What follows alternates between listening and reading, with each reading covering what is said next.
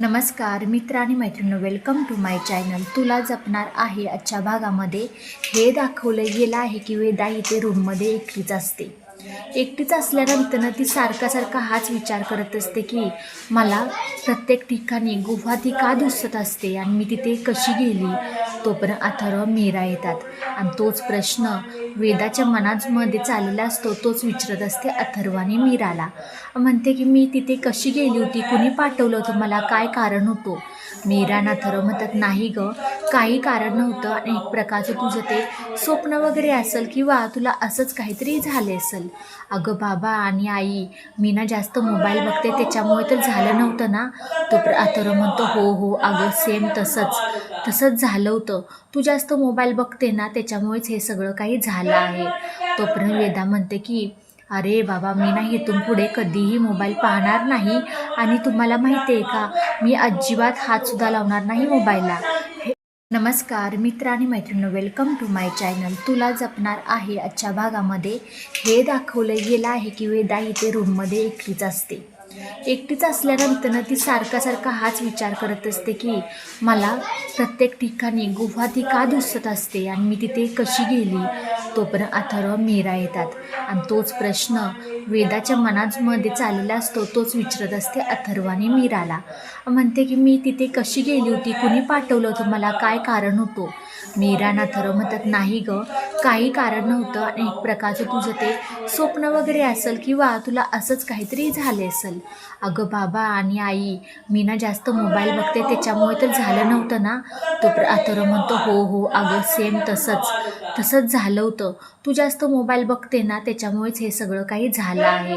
तोपर्यंत वेदा म्हणते की अरे बाबा, मी ना इथून पुढे कधीही मोबाईल पाहणार नाही आणि तुम्हाला माहिती आहे का, मी अजिबात हातसुद्धा लावणार नाही मोबाईलला.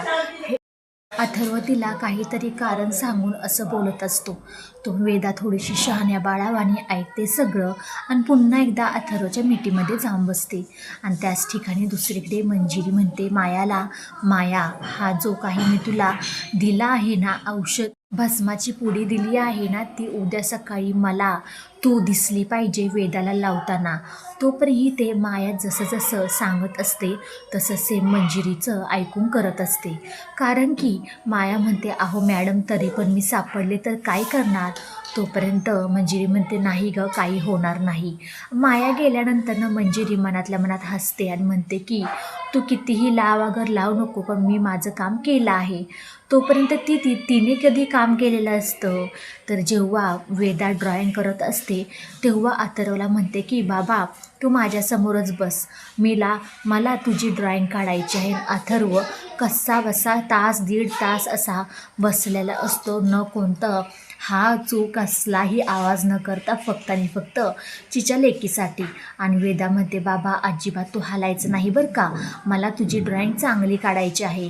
तोपर्यंत ते अंबिका सगळं काही पाहत असते. अंबिका ते पाहिल्यानंतर खूप हसते, म्हणते वेदाने ड्रॉइंग तरी किती छान काढली आहे.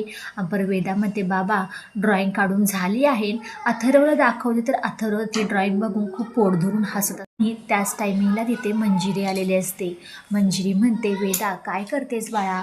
म्हणते बघ ना ग आजी, मी ना बाबांची ड्रॉइंग काढली आहे. आणि त्याच टायमिंगला वेदा मंजिरीला दाखवत असते ड्रॉइंग केलेली तीच. त्याच टायमिंगला संधी साधून मंजिरीने तिच्या कानाची पाठीमागं तो भस्म लावलेला असतो.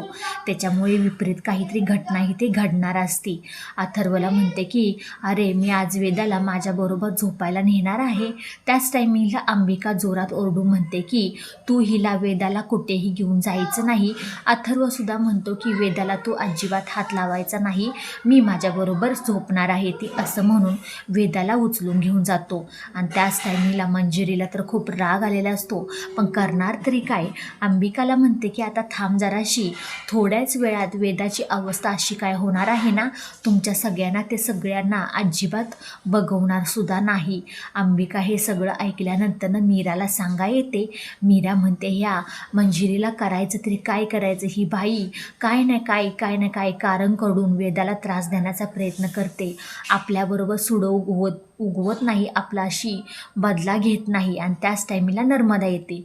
माहिती आहे का तुला, मंजिरीने त्या मायाच्या हातामध्ये एक भस्माची पुडी दिली आहे, तीही वेदाला लावण्यासाठी. आणि माया आहे ना, आपल्याकडून एक आणि तिच्याकडून दोन असे करून काही इकडचं तिकडं तिकडचं इकडं असं काही सगळं करत आहे. मीरा म्हणते की कितीही करू द्याल, शेवटी आपलं काही सत्य तिच्यापाशी सांगायचं नाही, इथून पुढे आत्या आपण लक्ष ठेवायचं. नर्मदा म्हणते हो ठीक आहे, आपण सेम जसं बोलतोय तसं सेम करायचं आहे. आणि सेम त्यांचं प्लॅनिंग तसंच झालेलं असतं. इथे थोड्या वेळात वेदाची झोप तर लागते, पण तिला पुन्हा ती गुहा दिसत असते. गुहा दिसल्यानंतर ती जोरजोर ओरडते, आई बाबा असं काही म्हणत असते. त्याच्यामुळे ती खूप घाबरलेली असते.